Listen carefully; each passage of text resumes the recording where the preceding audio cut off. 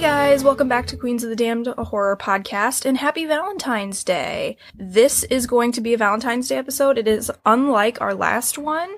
This one we are talking about isolation as a theme across books and movies. We each picked one, and then at the end we have some little honorable mentions that didn't make it into the episode. Also wanted to apologize to everybody for some technical problems that occurred with the last episode. Technology has not been our friend throughout this whole journey. We have been trying to work through it, but it seems like we have everything back to normal. Our scheduling should be back to normal again. We'd like to apologize for that as well, not uploading on our regular schedule. But from now on, we should certainly be back in order. It's been kind of a challenge with Nikki and I starting back this semester and Rachel having her baby. So hopefully we should be back to normal. Thank you guys so much for sticking with us through everything, and we hope you enjoy this episode. I picked The Outsider by H.P. Lovecraft. I've never read it. What? I've never read it. Oh, you haven't? Really? That surprises me. We finally found something that... Oh my god. We finally found something Rachel hasn't read. I'm excited. This is amazing. I'm excited. Well, now I feel bad because I'm going to ruin it for you. It's okay. Sucks. I could have read it, and I chose not to, so don't worry about it. Okay. Why'd you choose not to? You have a reason, or...? No, because I've just been busy with reading other things, and okay. I saw it, and I was like, I think it's a short story. I could probably read it, and then it just didn't happen. Mm-hmm. I mean, I saw what you chose, and I was just like, I could probably read that. I thought you meant, like, in general, it's you super chose short. Not to read the story because that's what I thought too. I have actually never... I think I said this last time Miranda did an H.P. Lovecraft story, but I've never read anything by him. Maybe you did. I don't remember. Not even Cthulhu. This is the only thing I've read by H.P. Lovecraft. I have not read Cthulhu. I will read it eventually. But his stuff is kind of, it's not really something that you can read, like, when you're relaxing, I don't think, because the language is so, I don't know how to explain it. It's quite dense. Yes, It is. It's dense. And I love his writing. I think it's gorgeous, but oh my god. You know, and I do a lot of my reading before I go to bed, and I can't. I gotta be fully awake to absorb everything. But The Outsider is a short story. It's really short. It's like, in the book that I have, it's like 4 pages. It's really short. Wow, now I feel really stupid that I didn't read it. I mean, you can pick it up and read it in like 5 minutes, but it's okay. But it was written in 1921, and it was first published in an anthology called Weird Tales in 1926. So our narrator in The Outsider, he lives alone in some castle. He doesn't know where he was born. He only remembers this castle. He like vaguely remembers people. He vaguely remembers somebody taking care of him, but he hasn't been around people in such a long time that he doesn't even, he just doesn't remember really much of anything. And it's almost always dark in the castle, except for when he lights a fire. And he kind of describes whenever he lights candles or fires or anything, he just stares at it because it's light, and he's just not used to having light normally. He describes a tower that reaches above the trees outside of the castle. He thinks of it as the only way really to escape. Because when he goes outside, he says that the trees completely cover the sky somehow. So when he goes outside, it's still dark.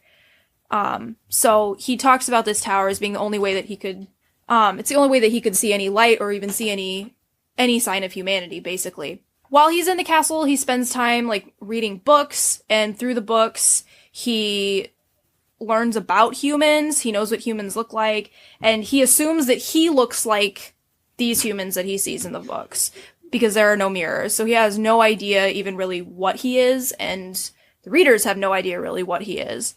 He doesn't speak. He has really no reason to speak, even though he understands human language from his reading. So he gets to a point where he's really just sick and tired of always being in the dark, where he can't escape the darkness. He's tried, when he goes out in the forest, he's tried to leave, but he gets scared because it's never ending. This forest that's outside, it never ends, and it's constantly dark. And so he always ends up coming back. So he decides that he's going to climb this tower. And once he gets to the top, he hits like a ceiling or a floor or whatever. He doesn't really know what it is. And he pushes open like a tile or something, and he gets inside, and it's just this little room. And he finds a locked door in the room, and he pushes it open. You kind of get the idea from this that he has some sort of like superhuman strength, because again, like the door's locked, but he somehow manages to yank it open on his own. And when he opens the door, he's completely awestruck because it's the first time he's ever seen the moon. After he sees the moon, he's almost unconscious. Like, he can't even understand what he's seeing, really. So we find out that he's in a churchyard, and he follows the road that leads out of the churchyard. And as he's on the road, he has different moments where, for some reason, there's some form of deja vu. It's never really described what he remembers, but he just has these moments where he's like, oh, whoa, and it scares him. He's frightened of whatever he remembers. Eventually, once he reaches a destination, he finds a castle, and it is full of people. I think it's a dance, like everybody's dressed up and they're at a dance.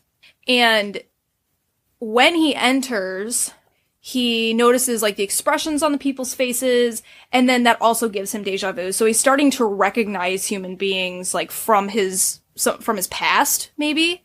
But when he fully enters the castle, all of the people start screaming, and they flee in terror. I mean, it's just like, they're all absolutely horrified of whatever they've seen. And he thinks, oh my god, like there's something by me. There's something behind me. I don't know what it is, but something's scaring everybody off. He sees the monster, and is completely disgusted by the monster. And he says, God knows it was not of this world, or no longer of this world. Yet to my horror, I saw it in its eaten away and bone-revealing outlines, a leering, abhorrent travesty on the human shape, and its moldy, disintegrating apparel and unspeakable quality that chilled me even more. And then he starts remembering everything again. He runs off, and he just lives in the darkness. And the last lines of the story are this: Yet, in my new wilderness and freedom, I almost welcome the bitterness of alienage. For although Nepenthe has calmed me, I know always that I am an outsider, a stranger in this century and among those who are still men. This I have known ever since I stretched out my fingers to the abomination within the great gilded frame, stretched out my fingers and touched a cold and unyielding surface of polished glass. So in the end, you find, I mean, I kind of figured as I read that he was the monster that he saw, But in the end, it's like he realizes that that's why he was kind of hidden away from society, is there was clearly something different about him. And he's described, like, when you read like criticisms or critiques of the book, they call him a ghoul. I don't remember Lovecraft ever using that word in it, but it perfectly describes what Lovecraft describes him to look like. He's clearly non-human. But Lovecraft was really inspired by Poe and also Mary Shelley. And in the story, you see a lot of Frankenstein influences. It's kind of like a mini Frankenstein. And I mean, you can see it in like the themes of otherness, but also just the gothic quality of the story in general. But then Lovecraft also stated that he believed this piece to be the closest in style to Poe that he's ever written. And Poe, he actually like idolized. He was like his favorite. But yeah, I mean, basically alienation is obviously the prime theme of the piece. It's called The Outsider. And Right. yeah. No way.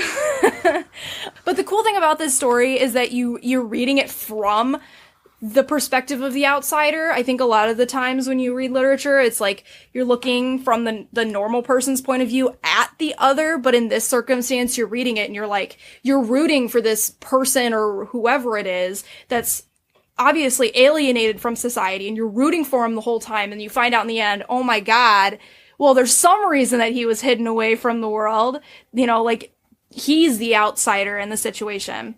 I think that's what's really cool about the story.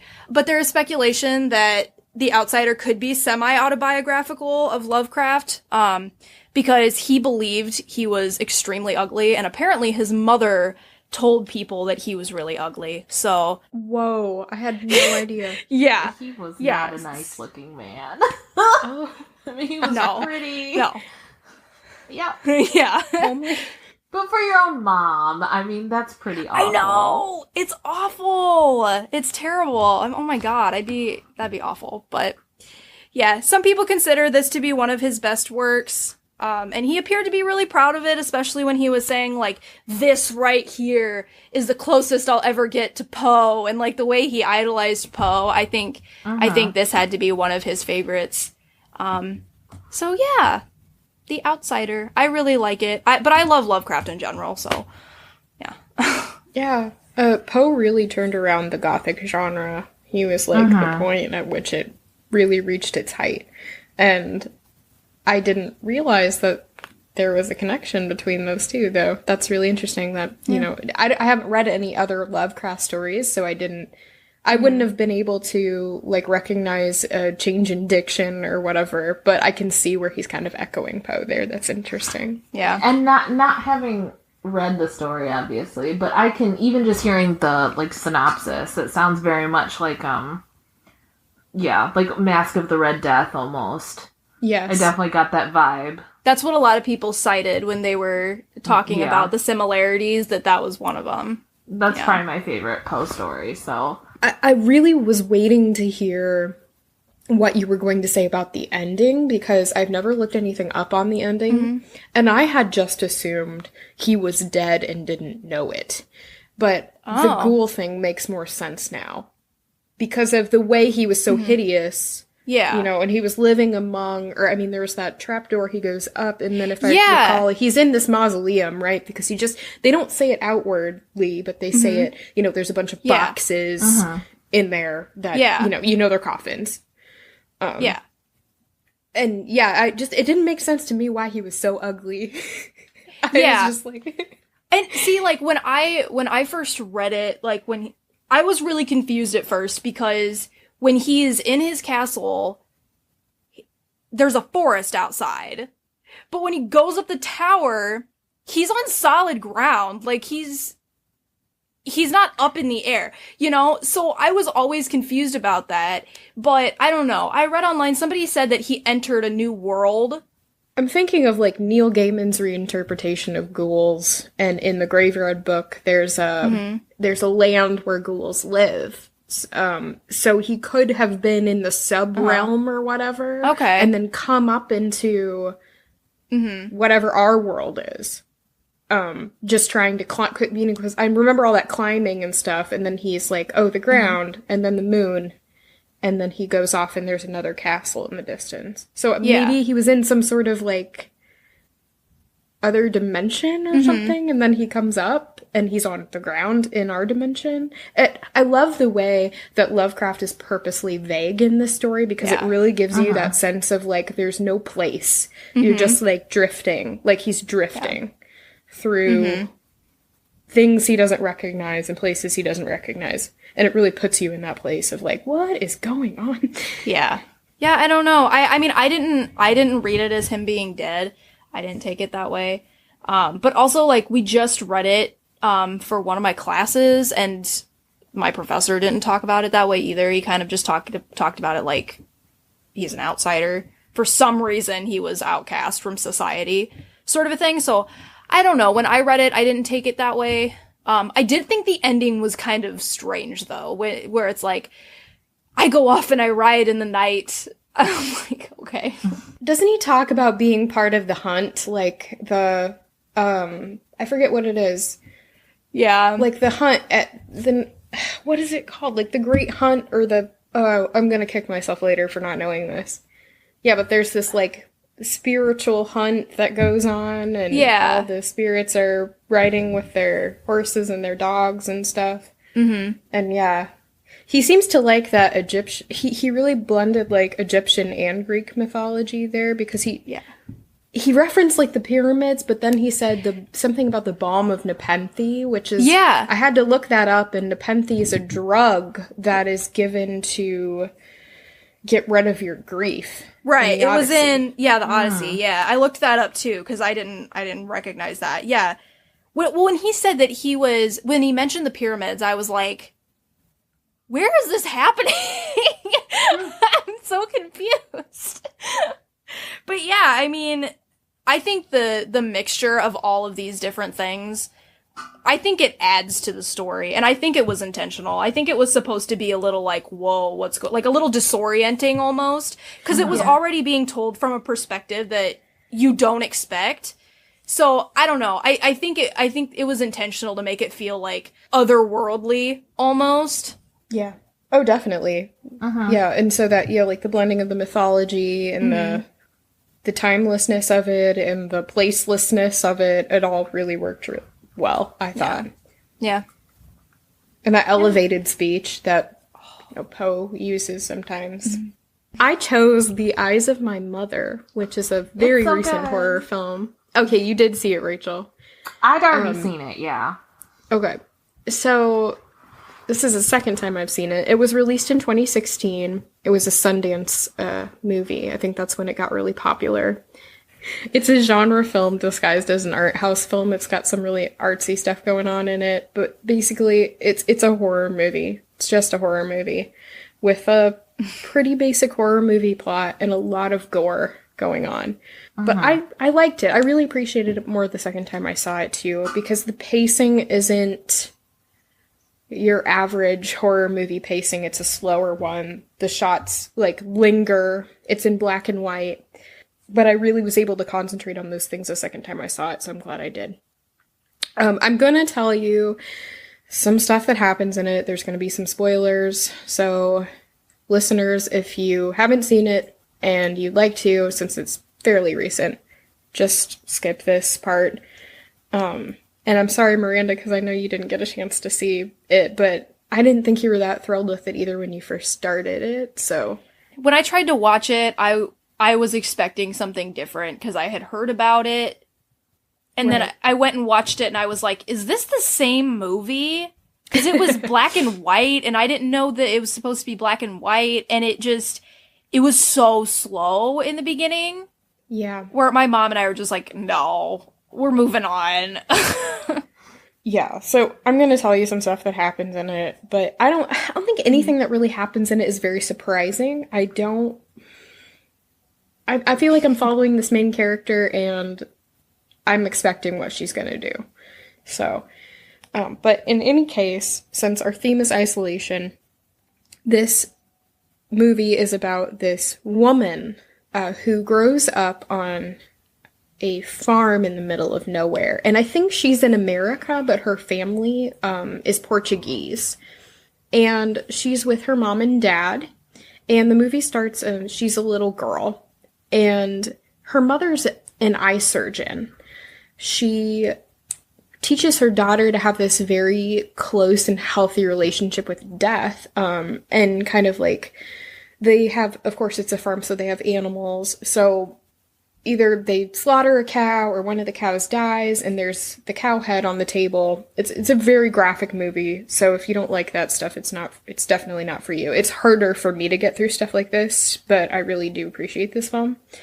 So there's this like cow head on the table and the mom's cutting out the eye of it and showing the little girl, her name is Francisca, showing the little girl all the parts of the eye. And she's like, everything we see is through this object. So to me, I mean, although it's gross, it's like, yeah, go mom, like show your little girl anatomy, show her what life is and everything, which is great. It starts in that sort of way. But then something really fucked up happens very quickly. The girl's like 7, maybe, or 8, and a solicitor comes to the house. It's like what you would imagine the typical My Favorite murderer to be like. So if you don't listen, if you're like the one person in the world who doesn't listen to My Favorite Murder, it's like this very hyperbolic sense of don't let strangers into your house, don't go into the woods alone, you know, don't do all the horror movie trope things that are going to get you killed in real life. So the solicitor comes and he says, could I speak to your husband? And the mother says, no, he's not. He's about to be home, but he's not home yet. And he says, well, could I use your restroom? And she says, against her better judgment, yes, come in. And he says, could you show me where the restroom is? And she said, it's right around the corner. And then he says, no, I really need you to show me where the restroom is. And the tension is like, I mean, you're just like sweating, going, oh my God, this is awful. This mom's going to get killed. You just know this is going to happen. And this man takes the mother into the bathroom and kills her with a hammer. And when the father gets home, the little girl's sitting at the kitchen table and the guy's still going at her with a hammer. And he knocks him out and locks him up in the barn. And the little girl, quote unquote, takes care of him and kind of subverts this relationship between the serial killer and the victim. And she feeds him dead field mice she finds. She cuts out his eyes. She cuts out his larynx so he can't scream. And he lives his whole life in this barn, just whimpering and like an animal, basically. And she turns him into her pet. But it's really all she has besides her dad after her mother's brutally murdered. And she grows up, and her father eventually passes away of old age. I think he passes away of old age, right? She jokes about killing him, but I don't think she did. No, I don't think she did. I think it's okay. I think it's just old age. And she does the classic Emily Rose thing of not letting go of the body and keeps it in the house and bathes it. And there's this kind of like weird relationship with death that starts where you're not mourning, you're not connecting to the body and then burying the body. You're mourning and keeping the body and letting the body rot. So she's bathing him, sleeping next to him. It's very sad and very grotesque, and it's actually like this super emotional thing. And so she's so lonely, she goes out to a bar, and she picks up this woman and brings her home.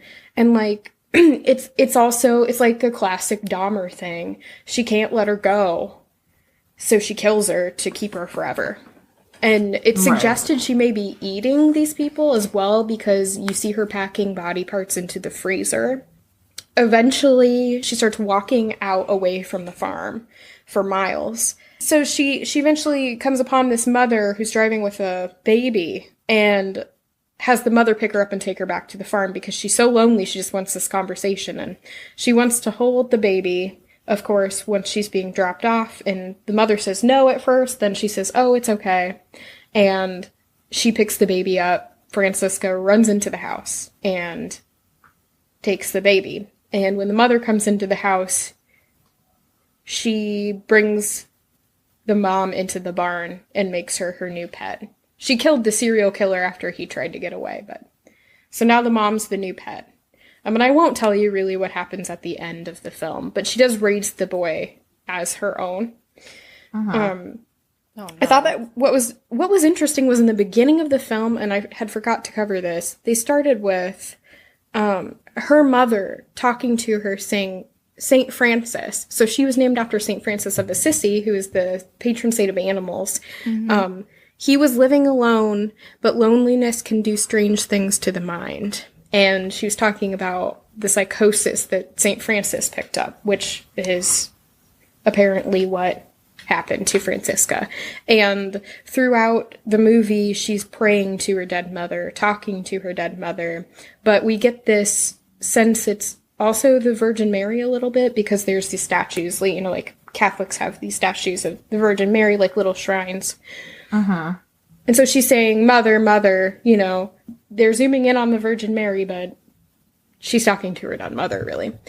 So the story has a lot of different things to say about isolation. Like the catalyst, the event of this isolation that starts this off is this murderer coming to the house. And it almost says at first that isolation is good. Stay away from other people. Stay away from the outside. Keep your family close, because strangers are going to come in and kill your family. But then it says isolation can be awful for you. Isolation can give you psychosis. It can make you not let people go. I don't know. It's a really good film. And even though I just spilled pretty much the entire plot to you, I would still recommend you watch it. Because me describing this isn't the same experience as watching the film at all. Like I said, it's in black and white. And they do some interesting things with the camera where they imply you as the watcher, as the viewer. They will leave the camera like behind the window in the farmhouse and let you watch what's going on out the window. Or, like, while Francisca's doing stuff. Or, like, when she drives into town the one time to the bar, they'll leave the camera in the driver's seat of the car. And you have to watch her walk all the way over there, alone. Like, you're just left out of the action. So I thought that was a really interesting way that they did it. I mean, I really liked it. I saw it, I don't know, I think when I was on maternity leave, because that's kind of all I did was watch Netflix. I really liked it. It's definitely weird. I could see where people might not like it. I'd say it's one that's not for everybody. Yeah, I agree. And I think that a lot of people who saw it were not expecting it to be this gross horror movie. I think they thought it was just going to be kind of a avant-garde weird movie, but instead it's pretty graphic. Of everything that happens in the whole movie, the one thing I couldn't handle was, like, when she starts feeding the serial killer while he's in the barn, and it's like she's cooked this field mouse or whatever, and she's got like chunks of it to give to him, and he's just like making these gross smacking sounds because he hasn't eaten in so long, and he's just like, I don't know, the actors who were in that film did a phenomenal job of encompassing like what it might actually be like to be in captivity for years and be treated like an animal. And that was what... Do you have any idea why it's in black and white? I think it worked stylistically. It's empty. Like, there's an emptiness in it, an isolation in it.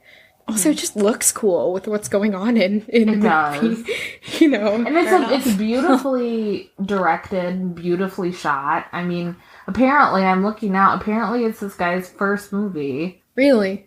Which is really impressive. And I think, I might be wrong, but I think the farm is in the Pacific Northwest because there's just forests of pine trees surrounding it. And it's like, watching all that stuff that's supposed to have this lush color be completely sapped of anything is just super unsettling. Yeah. And it makes it seem super lonely. There's no comfort, there's no warmth in it. It's just flat grayscale. It's definitely, it's a messed up movie. Yeah, it's super, super messed up too. And it's just, maybe the intention is to hit viewers, like, with that and not have you go in expecting what's gonna be there, because it's more powerful that way. Because I wasn't expecting it, and it hit me 10 times as hard, because I was like, oh, hey, look at this, beautifully shot kind of pseudo horror film. Nope, not pseudo at all. Totally horror. Completely horror. So, what you got for us, Rachel? My turn. So I picked one of my favorite horror movies of all time. I picked The Thing. Yeah, it's such a good movie. Have you seen it, Nikki? Yes, I've seen the remake and the original. Okay, we'll skip the remake. But, so the original came out in 1982. It was written and directed, just directed. It was not written by John Carpenter, but it was directed by John Carpenter, who of course did Halloween. Fun fact, did you guys know that that's not the original of it? Yeah, I've seen the original, yeah. Yeah, I love it. It's so different from what John Carpenter made it into, but I like it. Oh, for sure. Anyways, and apparently it's based on a short story, which it is. I did not know until I started to look stuff up for this episode. Who wrote it? John W. Campbell Jr., who I've also never heard of. No, I haven't either. The novella was called Who Goes There? And the original movie from the 50s was called The Thing from Another World. And apparently the guy who wrote it was a close friend of L. Ron Hubbard and helped launch Dianetics. So, yep. I'll just give a brief synopsis. It's kind of a complicated plot. Well, It's not complicated, but a lot happens in this movie. So it takes place in Antarctica. There's an American research station there, and the guys are just kind of working, and all of a sudden they see this dog running towards them, and it's being chased by a helicopter from a Norwegian research station, which is not far from theirs. And the helicopter blows up, but one guy survives the crash, and he's screaming at the Americans, but of course they can't understand him because he's speaking Norwegian. And he raises his gun towards them, and the station commander shoots and kills him.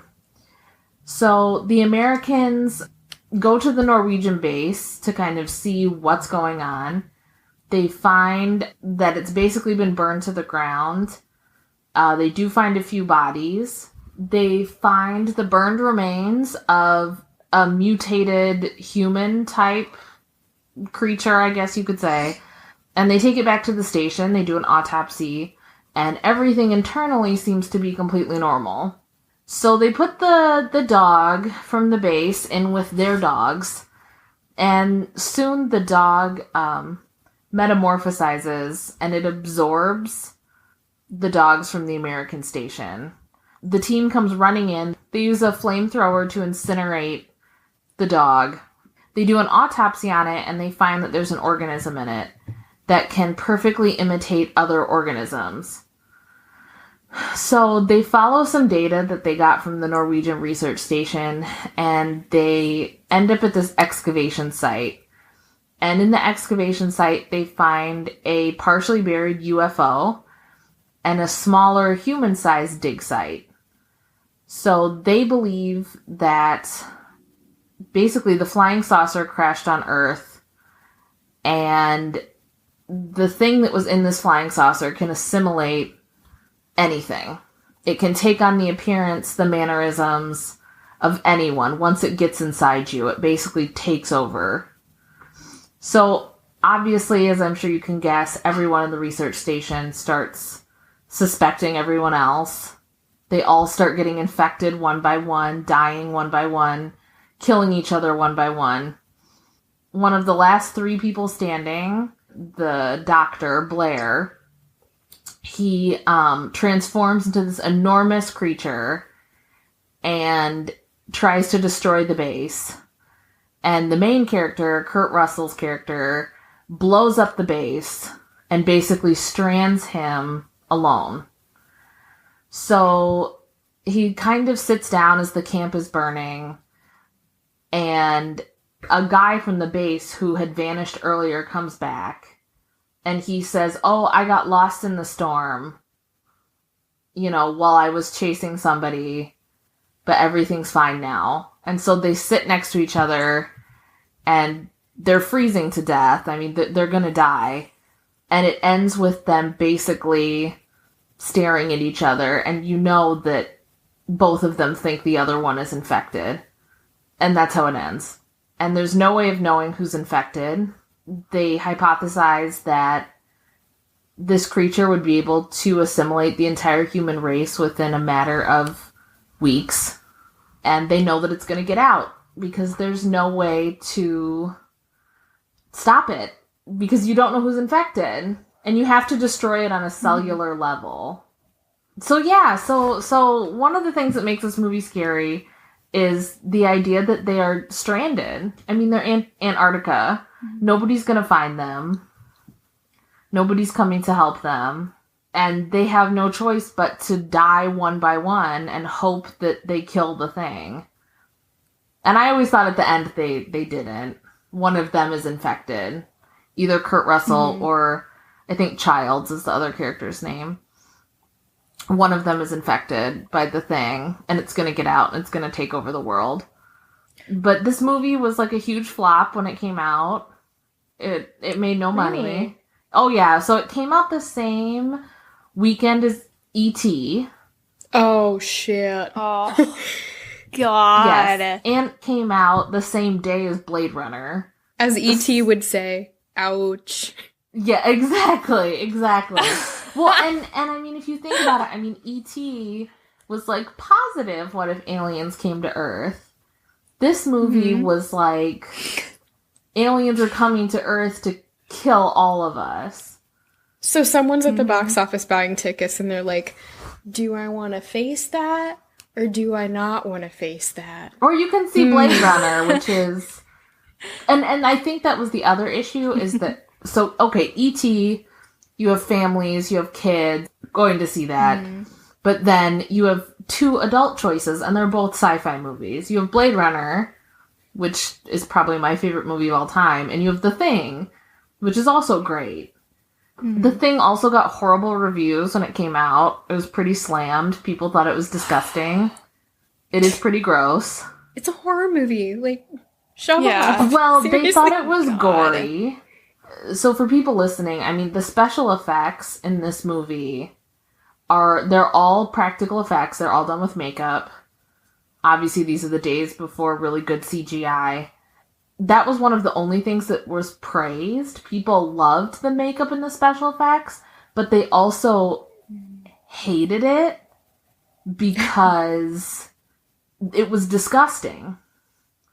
They felt like it was just too repulsive. So Roger Ebert said it was disappointing. He said he did find it scary, but that it was a great barf bag movie. Really? Because he thought it was gross. You have to take it in the time. Like, people just didn't see stuff like that back then. It was definitely ahead of its time. I don't know. I mean, this was an 80s movie, right? You said this came out in the 80s. I don't know. Like, there was some gory stuff coming out in the 80s. Like what? Well, you had the majority of the slasher movies were coming out in the 80s. Yeah, but it was a different kind of gore. That was just like blood. I mean, this is over the top. I mean, people's heads are exploding.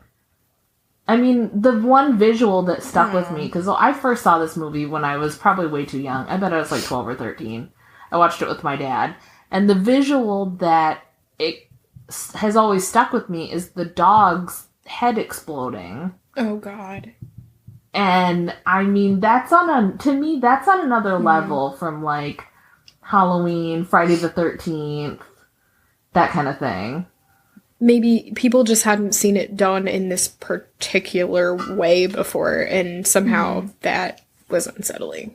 Like, just, yeah. It was just a different kind of, like, body morphing, like, really something inside you coming out sort of thing. Like, when was Alien? So Alien came out slightly before this, I think. Really? Well, then that does surprise me a bit that people responded so negatively to that. I can't remember what year Alien came out.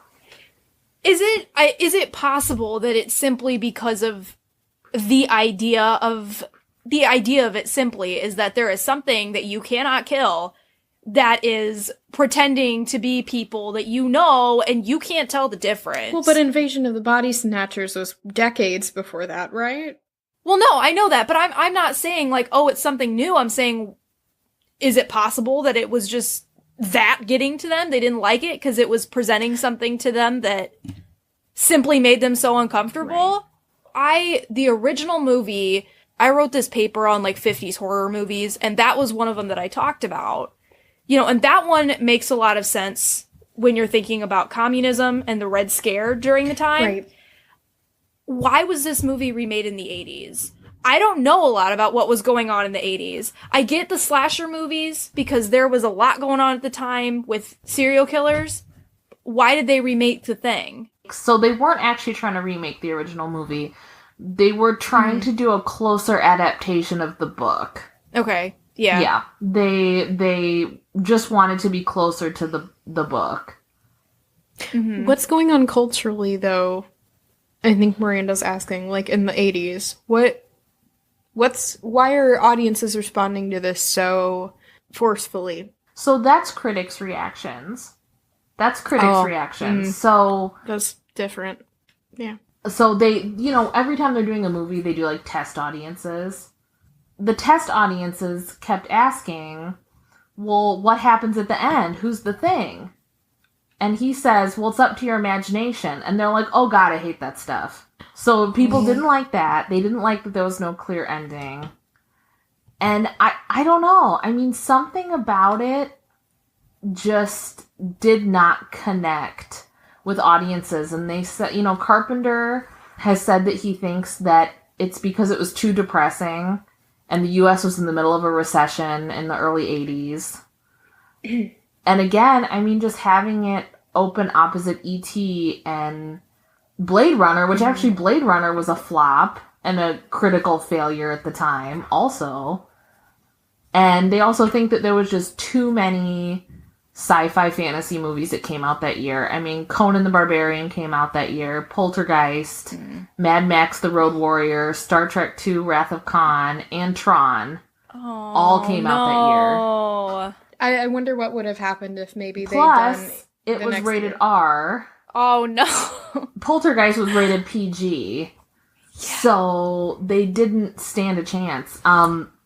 So this movie basically, for a time, destroyed John Carpenter's career. He was supposed to direct Firestarter, based off the Stephen King movie with Drew Barrymore. He was fired. His previous success with horror movies, with like Halloween and The Fog, had gained him a multiple film contract at Universal, but after the thing bombed, they bought him out of his contract. Oh my god. He kept making movies afterwards, but really lost confidence in his abilities, in his vision, all that kind of thing. He didn't talk about the movie for quite a few years. And when he did, he said, "I was called a pornographer of violence. I had no idea it would be received that way. The thing was just too strong for that time. I knew it was going to be strong, but I didn't think it would be that too strong. I didn't take the public's taste into consideration." I just don't even know what to say about that. I feel... But it found a new audience on home video and TV. Mm-hmm. And now, of course, it's a huge cult hit. It's considered one of the greatest horror movies, and by some people, one of the greatest movies in general of all time. So it was redeemed. It's great. I love it.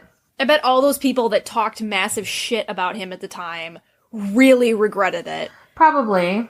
It depends. Some people do not like horror movies. They just don't. They're trash. They're...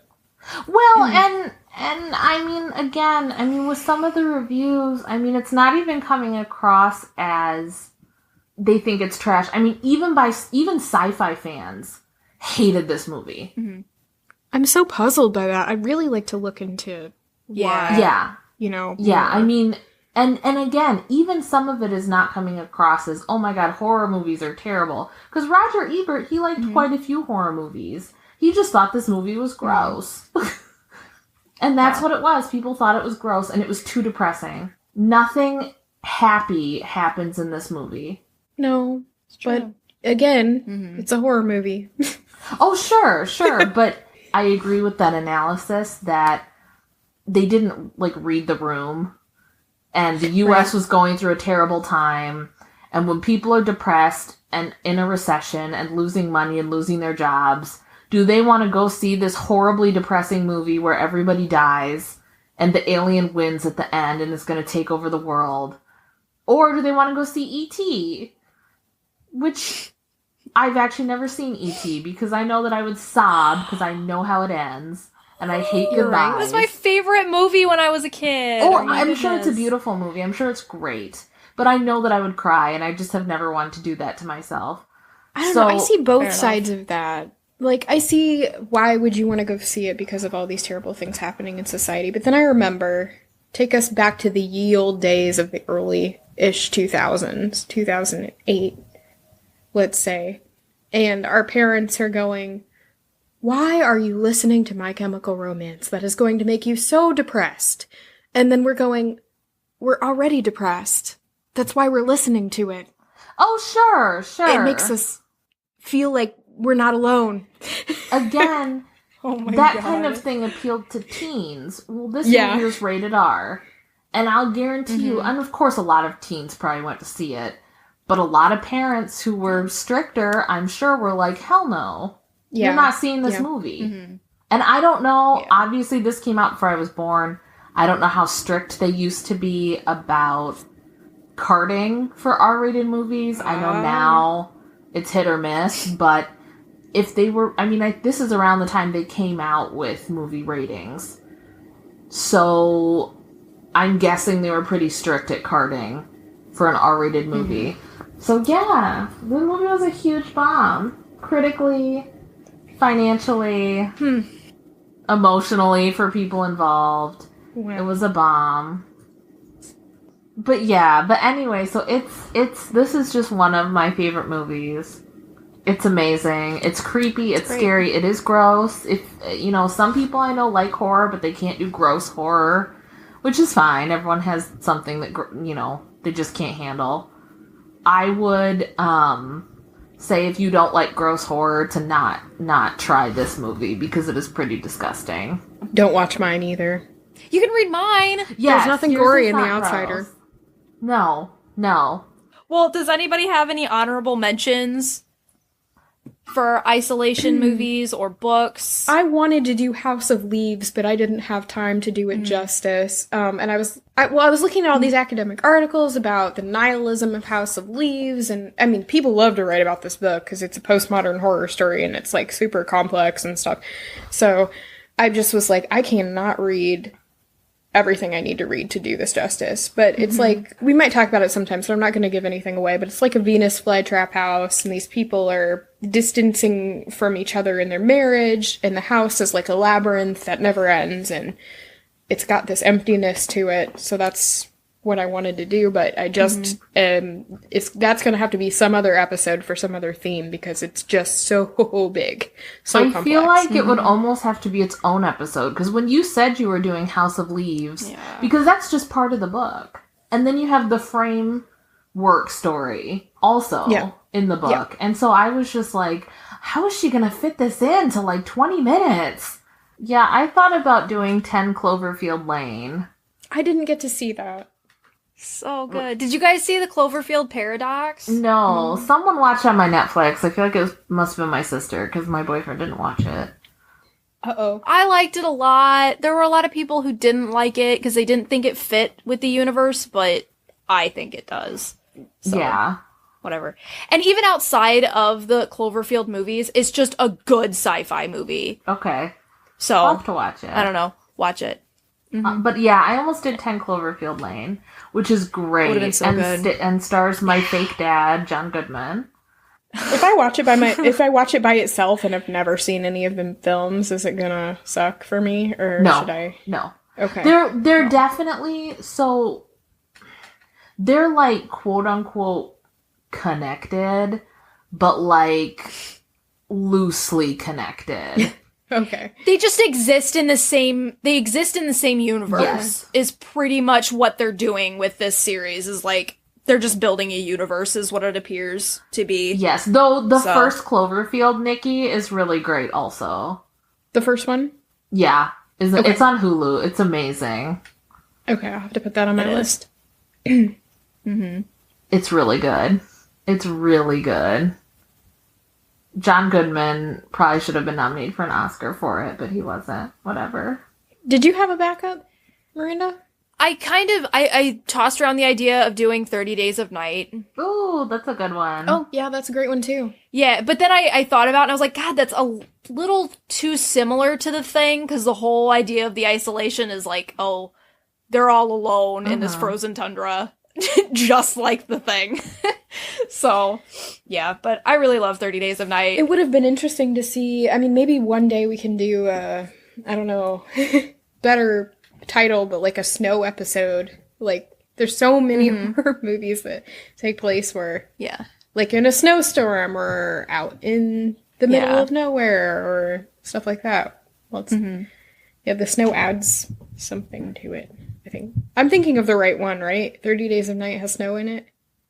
Yeah, it's in Alaska. Okay. Yeah, it's been a while. It's the town in Alaska where the sun sets for 30 days. Yeah, okay.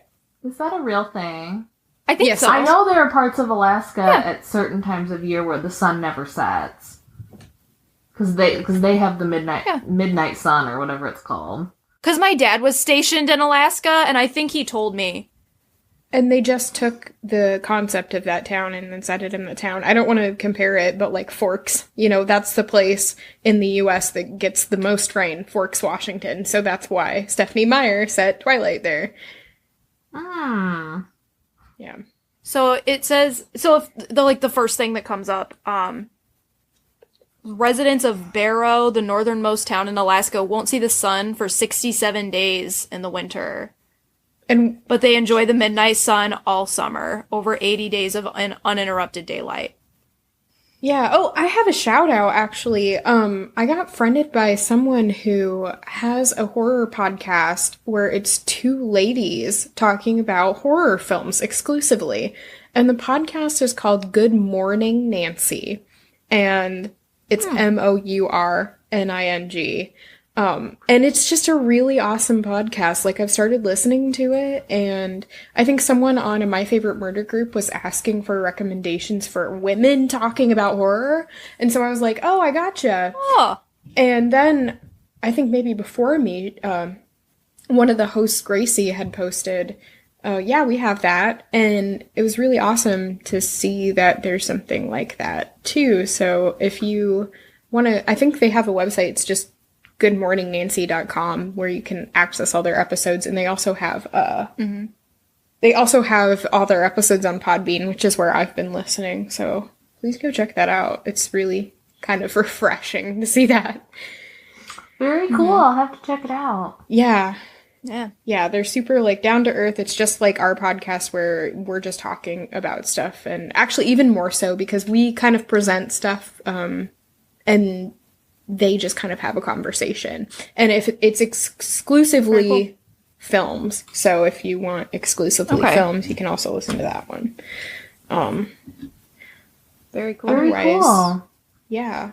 Just follow us on social media. Actually, if you do subscribe on iTunes or rate and review it, it helps people find our podcast. We just recently realized that we have a few reviews on there, and they're all 5 stars, so that's awesome. Yes, thank you everyone who's reviewed. Yeah. Also, our SoundCloud subscription is going to be ending like in a couple days, so I don't know if they're still going to link you over to the Podbean to listen to the episodes or what, but Podbean is our main platform, so head on over to there. It's free. And also iTunes, Stitcher, YouTube, Google Play. You can listen to us on any of those things. And we also, we post our episodes on Facebook, and we have blog posts on WordPress. Oh, Patreon! Oh, yeah. Oh, God. You want to give us money? We have Patreon. You can make a one-time donation or a monthly donation on Patreon for perks. We have options to vote on episode topics, which we're going to be running a poll pretty soon. So I think that's if you donate like $2 or $3 a month, you can jump in on a poll and like help us figure out what content we're going to put out. Get a episode that you want to listen to out. There's also options for like higher donators to start a movie and book club with us, but we haven't gotten those donations yet. So we're kind of good, like existing patrons, please just know we're working on it. We're kind of waiting to get a sort of body of patrons before we start giving out those perks and doing those group participation things. So just hang in with us, and thank you for sticking with us. Happy Valentine's Day, guys. Happy Valentine's Day. Go watch something happy, since this episode is all about loneliness. Or watch something sad, whatever your mood is for Valentine's. I feel like we've developed a, like, ruin your holiday thing. I know. Because we did Thanksgiving. Yeah. Whoops. I know. So, next in our Ruin Your Holiday series is going to be... what? What are we going to do for Easter? Wait, isn't St. Patrick's Day first? Oh, yeah. I forgot about St. Patrick's Day. We have to do Leprechaun. Oh, my God. I just want to do the sequel. Okay, we'll work out something for St. Patrick's Day to ruin your drinking. I think I'll find some sort of horror movie about alcohol poisoning or something. There you go. There's a movie that I was told about where the monster can only get you if you're drunk. I think I might... Is that alien movie where the guy is like... Not quite he's sure. Like bar hopping? Not quite sure, but I think that might be a good St. Patrick's Day one. I think so. There you go. All right, we'll see you next time.